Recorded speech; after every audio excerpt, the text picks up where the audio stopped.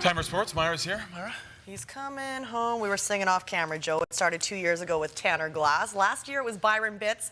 Well, now you can add Jason Garrison to the growing list of Nanaimo Clippers alumni who will spend time in a Canucks uniform.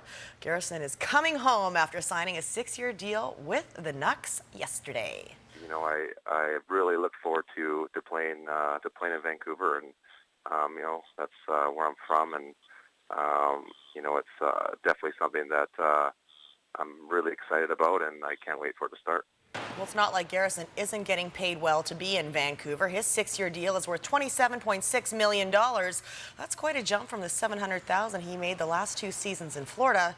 Garrison is coming off a breakout season where he scored 16 goals, third most among NHL defensemen. Canucks are convinced that Garrison has yet to reach his potential, and their newest blue liner feels the same. I would describe it as you know, very strong two-way player. You know, I take pride in my defensive zone and moving the puck to the forwards, and you know, and obviously you know, helping the goalies out as much as I can, and in the offensive zone, you know, just getting pucks through the net and supporting my partner.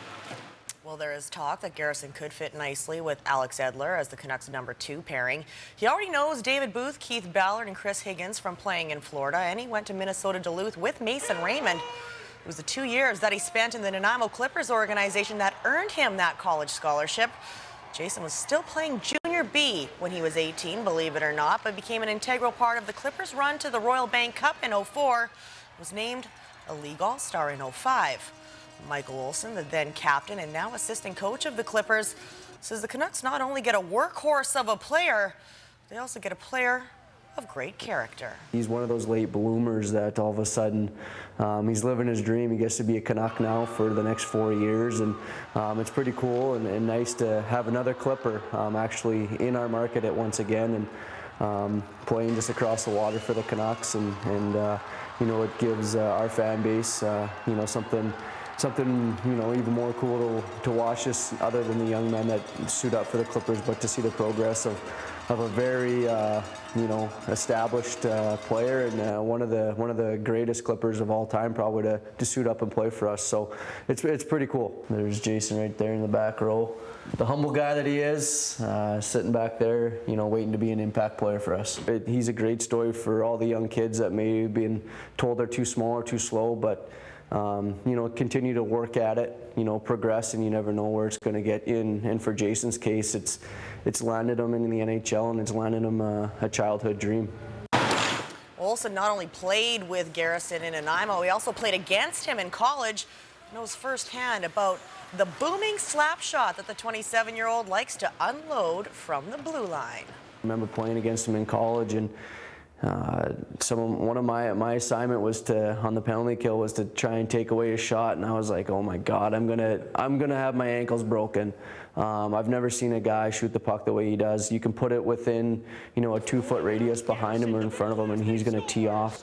You know, he's one of those shots that's heavy, I guess you would call it, and he'll put it through people. He'll blow it through people, and and if you try to block it, he's gonna hurt you. He's a great piece to that puzzle that they're forever looking for. And I think the fans of the Vancouver Canucks should be very happy with this signing, and I know Jason's going to do everything possible to be a huge piece of the puzzle to help them hoist the Stanley Cup come, you know, June of next year. Well, after grabbing runner-up honors at the Times Colonist Open in March, Victoria's Cory Renfrew has snagged his first Canadian Tour title at the Syncrude Boreal Open in Fort McMurray. And a little extra effort by the 26-year-old paid off in a form of a pretty paycheck. Yeah, you know, it's time to... There he is. Renfrew defeated Matt Hill of Sarnia, Ontario in a playoff after carding a course record 63 in the final round on Sunday. He sank a 5-foot birdie putt on the 4th and extra hole to send his fellow Canuck packing on Canada Day. $24,000 in prize money is his reward. Well, after 2 stages, Ryder Hesjedal has pedaled his way into the top 10 at the Tour de France. Ryder is tied for 9th place after the 2 complete stages and sits 18 seconds back of the overall leader, Fabien Cancellara of Switzerland. It was just over a month ago that Ryder became the first Canadian to win the Giro d'Italia. Now he looks to become the first cyclist in 14 years to capture both the Giro and the Tour de France. Mark Cavendish of Great Britain won today's sprint finish. Well, the only people who may have been partying harder than Canadians yesterday would be the Spanish. Spain defeated Italy 4-0 in the Euro 2012 final to become the first country to ever win back-to-back tournaments.